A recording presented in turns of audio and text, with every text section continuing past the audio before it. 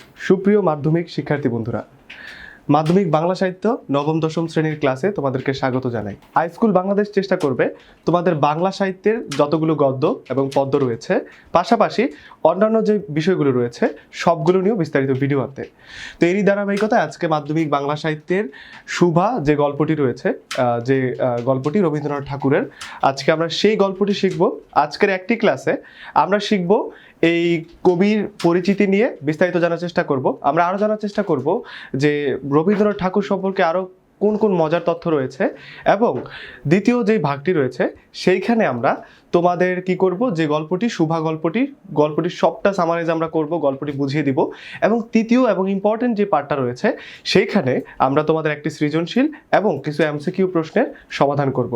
তো এই তিনটি ভাগে আজকের ক্লাসটি হবে। আশা করি তোমরা যারা এই বাংলা নিয়ে ভয় রয়েছে তোমাদের মধ্যে, আশা করি এই ক্লাসটির পরে তোমরা বুঝে যাবা যে সামনের ভিডিওগুলো তোমরা কেন দেখবে এবং তোমরা হাই স্কুল বাংলাদেশের সাথে কেন থাকবে। তো সবটা ভিডিও জুড়ে আমি নাবিল হাসান থাকবো তোমাদের সাথে।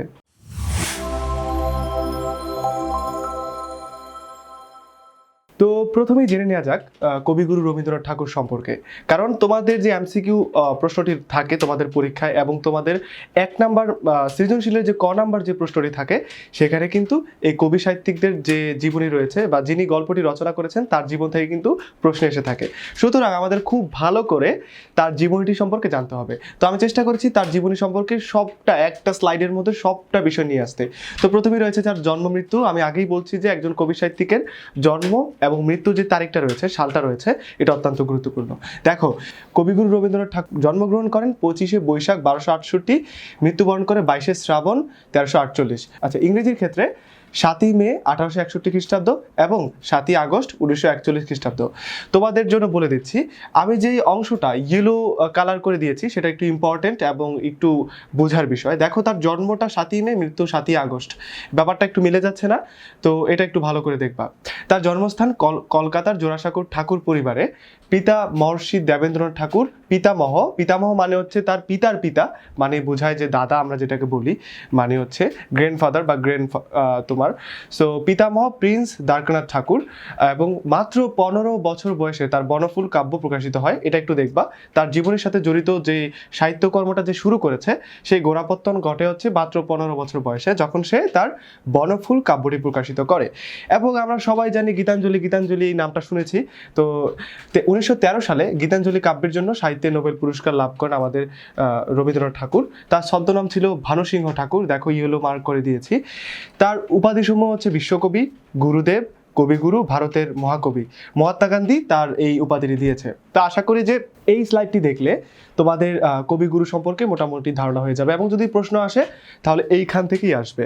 তো কবিগুরু রবীন্দ্রনাথ ঠাকুরের সাহিত্যকর্মগুলো চলো জানি। তার উপন্যাসের মধ্যে চোখের বালি, গোরা, ঘরে বাইরে, চতুরঙ্গ, শেষের কবিতা ইত্যাদি। দেখো, বলা হয়েছে উপন্যাস কিন্তু লেখা আছে কবিতা, শেষের কবিতা। একটু খেয়াল করবা, শেষের কবিতা কি একটি উপন্যাস। যদিও তোমাদের পরীক্ষাটা আসার সম্ভাবনা কম, তারপরও তোমরা যখন ইউনিভার্সিটিতে পরীক্ষা দেবে অ্যাডমিশন টেস্ট, তখন কিন্তু এটা এসে থাকে যে শেষের কবিতা কোন ধরনের রচনা। কবিতা দেখে কবিতা দেওয়া যাবে না, এটা হচ্ছে একটা উপন্যাস। হ্যাঁ, সো আমি যখন তোমাদের পড়াচ্ছি আমি একটু খেয়াল করবো যাতে তোমরা অ্যাডভান্স লেভেলে শিখতে পারো এবং বিস্তারিত অনেক বিষয় জানতে পারো। তার কাব্যগ্রন্থের মধ্যে সোনার তরী, তারপর হচ্ছে চিত্রা, গীতাঞ্জলি আমরা সবাই জানি, বলাকা। ছোট গল্পের মধ্যে দেনা পাওনা, পোস্টমাস্টার, শুভা, কঙ্কাল, কাবুলিওয়ালা এবং আরো অনেকগুলো। তো তোমরা চেষ্টা করবে যে এইগুলো একটু মুখস্থ করে ফেলতে। চলো, আমরা যে তথ্যগুলো জানি না আজকের ক্লাসে আমরা সেগুলোই জানাবো। তোমরা পছন্দ করো মজার তথ্য, কারণ বইয়ের বাইরে যে জ্ঞান আমরা লব্ধ করি সেটা একটু মজার হয়। তো আমি চেষ্টা করব যে আজকে থেকে প্রত্যেকটা গদ্য পদ্যের মধ্যে আমি চেষ্টা করব কিছু মজার তথ্য দিতে, যাতে তোমরা একটু আনন্দিত হও। মজার তথ্যটা হচ্ছে গীতাঞ্জলি সম্পর্কে তুমি কি জানো? গীতাঞ্জলি নিয়ে তোমরা অনেক শুনেছো, গীতাঞ্জলির কারণে রবীন্দ্রনাথ ঠাকুর নোবেল পুরস্কার পেয়েছে, কিন্তু আসলে এই গীতাঞ্জলিটা কি চলো একটু জানি। গীতাঞ্জলি প্রকাশ 1910 সালে, প্রকাশ সালটা জানলাম। গীতাঞ্জলি রচনার জন্য কবিগুরু নোবেল পুরস্কার পায়, এটা আমরা জানি। ইংরেজি অনুদিত সংস অফ অফারিংস নামে প্রকাশিত 1912 সালে। এইটা থেকেই মূলত তিনি অনুবাদটা করে গীতাঞ্জলির ভূমিকা লেখেন ইংরেজি কবি W.B. ইয়েটস। গীতাঞ্জলি 157টি গানের সংকলন। এখানে যে তথ্যগুলো দেওয়া হয়েছে, এখানে তোমরা একটা প্যাচে পড়তে পারো, সেটা হচ্ছে যে গীতাঞ্জলি প্রকাশ এবং নোবেল পুরস্কার পাওয়ার যে সালটা, সেটা হচ্ছে যে 1910 সালে প্রকাশ পায় এবং নোবেল পুরস্কারটা পায় 13 সালে, এবং এটা হচ্ছে সংস অফ অফারিংস এর একটা অনুবাদ। তো এটা ছিল প্রথম মজার তথ্য। তো চলো আমরা আরেকটি মজার তথ্য জানি। দেখো তোমরা জানো যে আমার সোনার বাংলা আমাদের যে জাতীয় সঙ্গীতটি রয়েছে সেটি হচ্ছে আমাদের রবীন্দ্রনাথ ঠাকুরের রচিত, কিন্তু একটা ব্যাপার কি তোমরা জানো যে এই যে আমার সোনার বাংলা যে তিনি রচনা করেছেন এটা কোন গানের সুরে বা কার গানের সুরে? সেটা হচ্ছে যে কবিগুরু আমার সোনার বাংলা রচনা করেন গগন হরকরার সুরে। তার একটা গান আছে এরকম, তো সেখান থেকে সেই সুরটা আসলে নিয়েছে। তো আমরা অনেকেই জানি না, অনেকে ভাবি যে এটা একটা মৌলিক সুর, কিন্তু আসলে এটা মৌলিক না, গগন হরকরার যে সুরটি রয়েছে সেখান থেকে। সো কবিগুরু সম্পর্কে আমরা মজার তথ্য জানলাম, আশা করি তোমাদের খুব ভালো লেগেছে। সো চলো এইবার আমরা আমরা আমরা এবার ডুব দেই আমাদের মেইন যে গল্পটি রয়েছে সুভা সেখানে। রবীন্দ্রনাথ ঠাকুর সম্পর্কে আমাদের শেষ মজার তথ্য। তুমি কি জানো কবিগুরু রবীন্দ্রনাথ ঠাকুর একজন অভিনেতাও ছিল? হয়তো জানো না, কিন্তু একটা মজার ব্যাপার হচ্ছে তিনি প্রায় 13টি নাটকে অভিনয় করেন। প্রথমত রবীন্দ্রনাথ ঠাকুর বাল্মীকি প্রতিভা নাটকে স্বয়ং বাল্মীকির ভূমিকায় অভিনয় করেন। রামায়ণের কাহিনী অবলম্বনে রচিত কালমৃগয়া নাটকে তিনি অন্ধমুনির ভূমিকা অভিনয় করেন, এবং তৃতীয়ত রাজা ও রানী নাটকে তিনি বিক্রম দেবের ভূমিকা অভিনয় করেন। এরকমভাবে মোট 13টি নাটকে তিনি কিন্তু অভিনয় করেছিলেন। তো এইগুলোই ছিল মূলত রবীন্দ্রনাথ ঠাকুরের সম্পর্কে মজার তথ্য। তো এইবার যেই জায়গাটা জানবো, তোমাদের গদ্যটা জানবো, তোমাদের যে গল্পটা রয়েছে সেটা জানবো। এই গল্পটাকে আমি কিছু কিছু শব্দে ভাগ করেছি, যে শব্দগুলো ধরে ধরে আমি তোমাদেরকে আজকে বোঝাবো যে গল্পটা সম্পর্কে কি বলেছে, কবি কি জানতে চেয়েছে, এবং কোন কোন জায়গা থেকে তোমাদের এমসিকিউ প্রশ্ন এসে থাকে।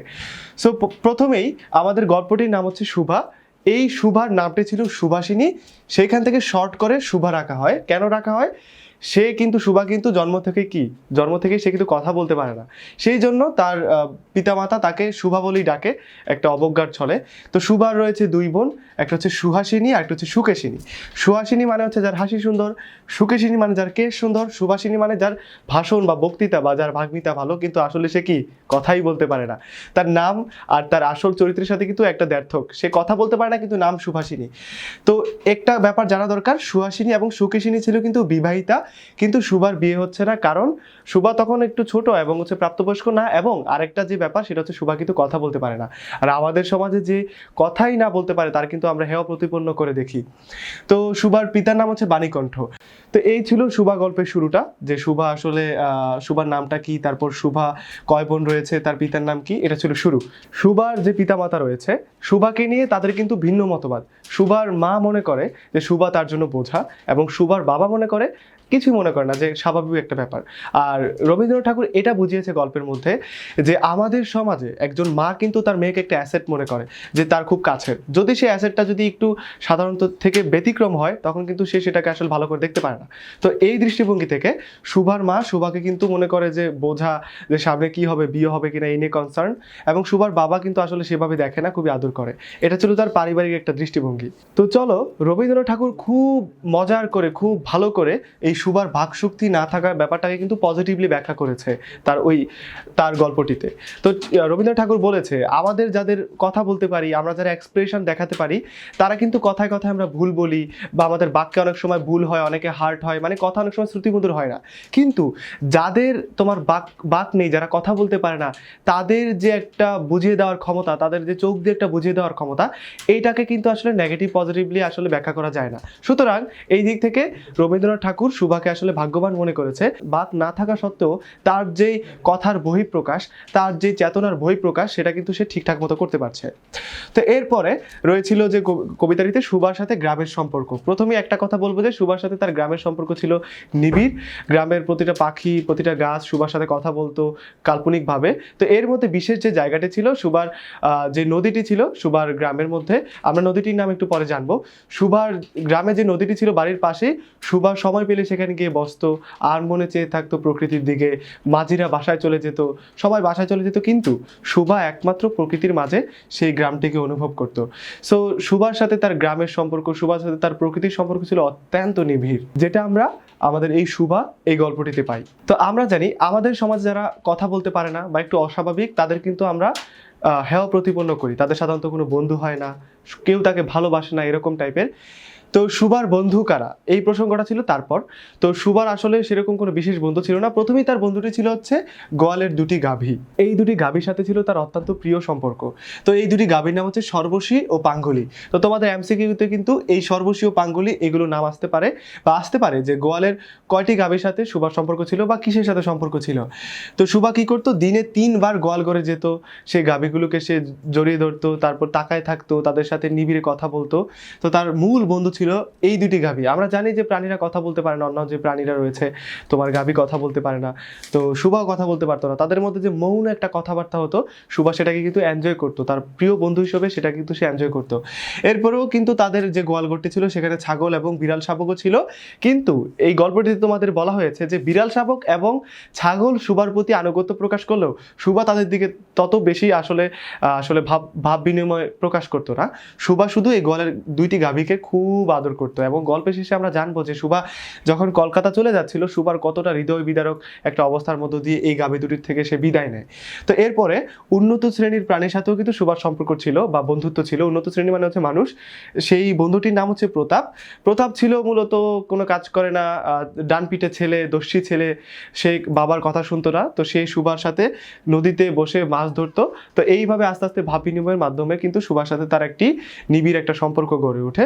তো এই প্রতাপ কি করতো, সুভাকে খুবই পছন্দ করতো এবং প্রতাপ খুব আদর করে সুভাকে সু বলে ডাকতো।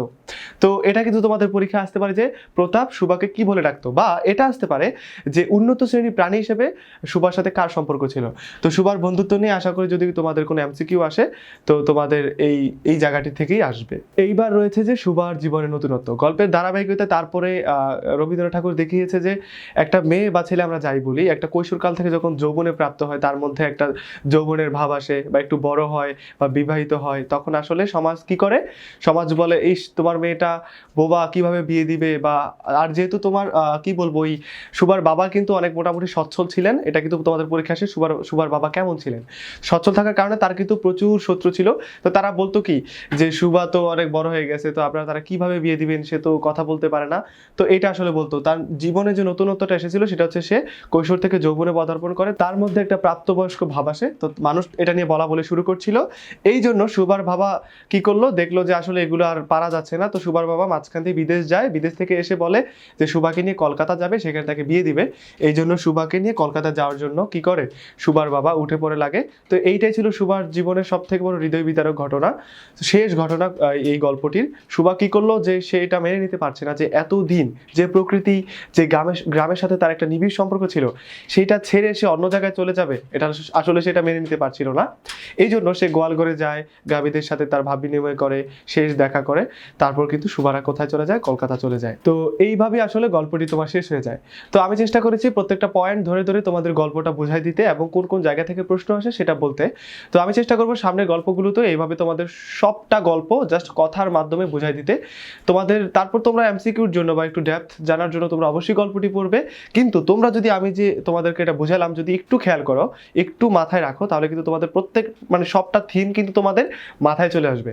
যখন তোমরা সৃজনশীল প্রশ্নের অ্যান্সার করতে যাবে, আমার এই কথাগুলো কিন্তু তোমরা মাথার মধ্যে তোমাদেরকে গেঁথে থাকবে এবং তোমরা কিন্তু লিখতে পারবে যে তুমি থিমটা জানো, ঘটনাটা জানো কি হয়েছিল। তো চলো এইবার এই গল্পটি সম্পর্কে একটু বিশেষ কিছু জানি।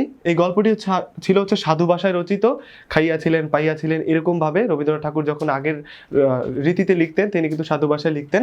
তারপরে গল্পটি রবীন্দ্রনাথ ঠাকুরের গল্পগুচ্ছ থেকে তোমার সংকলিত হয়েছে, এবং তুমি কি করবে, এই গল্পটির শব্দার্থ এবং টিকাগুলো বুঝে বুঝে পড়তে হবে তোমার অবশ্যই, কারণ গল্পের মধ্যে অনেক কঠিন কঠিন শব্দ ব্যবহার করেছেন আমাদের কবিগুরু।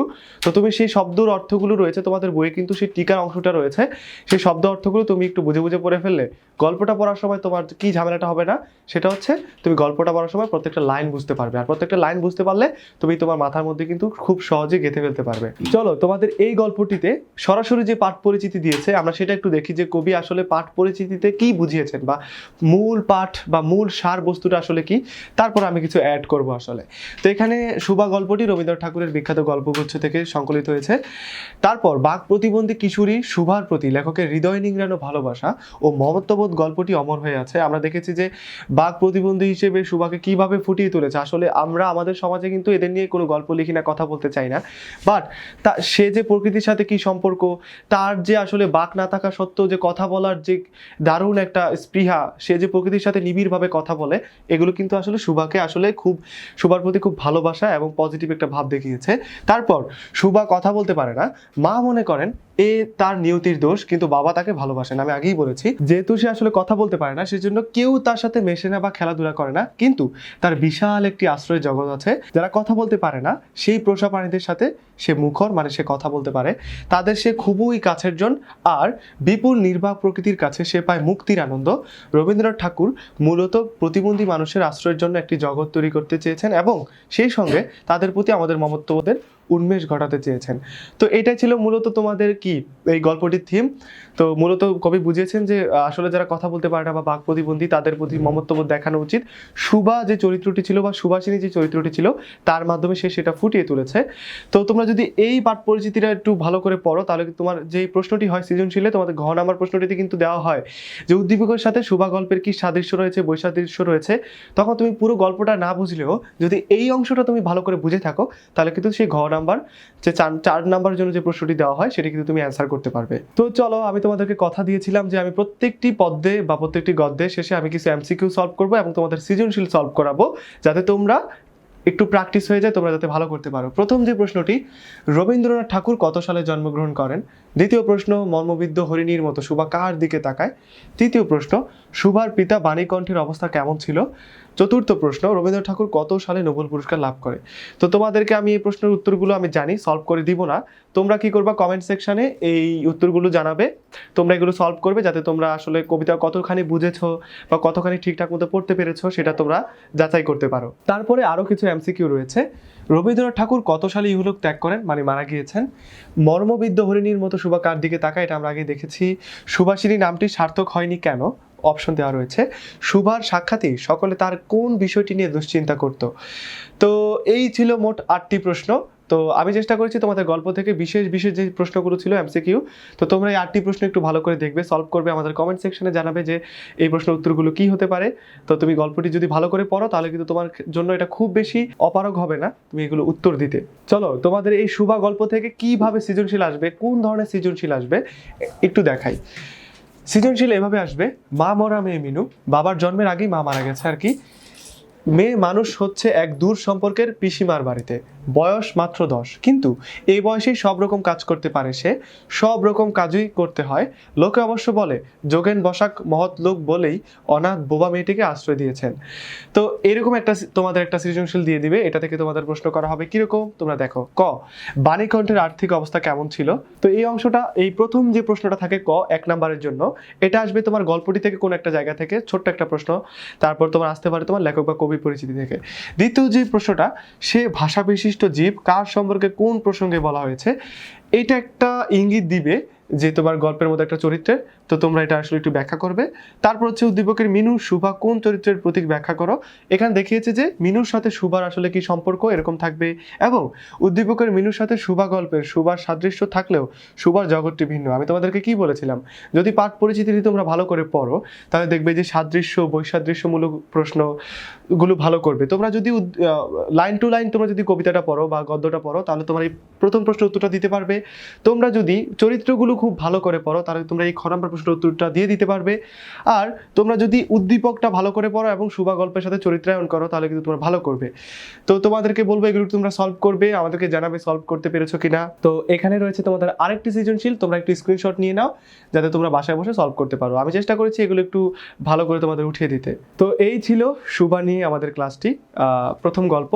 তো আমরা চেষ্টা করেছি তোমাদের গল্পটি বুঝিয়ে দিতে, কবি সাহিত্যিক সম্পর্কে জানাতে, এবং পুরো গল্পটি আসলে তোমাদের কোন কোন জায়গা থেকে প্রশ্ন হয়, এমসিকিউগুলো কেমন হয়, বা সৃজনশীল আসলে তুমি কিভাবে উত্তর দিবে, সব কিছু জানাতে চেষ্টা করেছি। তো এরই ধারাবাহিকতায় প্রত্যেকটি গল্প পদ্য আমরা সবগুলো কভার করব, সেখানে আমরা আরও মজাদার করে তোমাদের পড়াবো। আর যদি ভিডিওটি ভালো লেগে থাকে, অবশ্যই তোমরা একটা লাইক দিবা, ভিডিওটি শেয়ার করবা, এবং অবশ্যই চ্যানেলটি সাবস্ক্রাইব করবা, এবং আমাদের পরবর্তী ভিডিওগুলো আসার পর্যন্ত তোমরা অপেক্ষা করবা। দেখা হবে পরবর্তী কোনো ভিডিওতে। সবাইকে ধন্যবাদ।